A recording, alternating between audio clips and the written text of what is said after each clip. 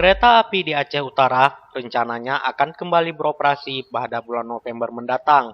Untuk tahap awal, rute yang akan dilalui mulai dari stasiun Krunggukuh, Bungkah hingga stasiun Krungmane.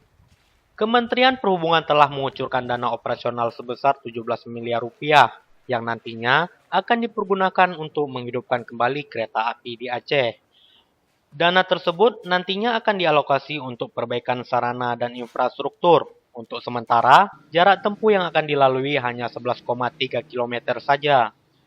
Diharapkan ke depannya, kereta api ini dapat meningkatkan putaran ekonomi masyarakat di Aceh Utara. Terlebih lagi, target ke depan akan ada pembangunan kereta api Trans Sumatera yang akan melayani penumpang mulai dari Banda Aceh, Besitang hingga Sumatera Utara.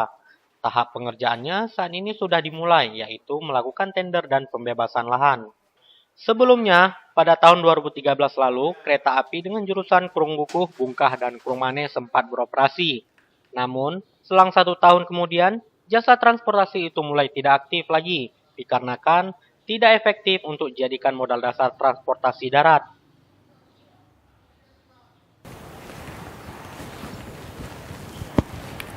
Menteri Perhubungan Republik Indonesia, Budi Karya Sumadi, dijadwalkan akan meresmikan kereta api perintis di Aceh Utara pada 1 November mendatang. Padahal rute yang menempuh jalur Bungkah hingga Krungmane pernah diaktifkan dengan 6 gerbong pada saat tahun 2014, namun tidak berfungsi sebagaimana mestinya. Saat ini, bahkan pemerintah mengucurkan 17 miliar dana untuk mengoperasikan kembali jalur tersebut.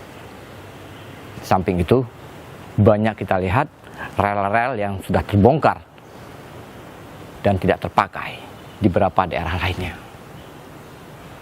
Jalur 11,35 km ini diharapkan bisa membangkitkan roda perekonomian. Semoga harapan itu terkabul.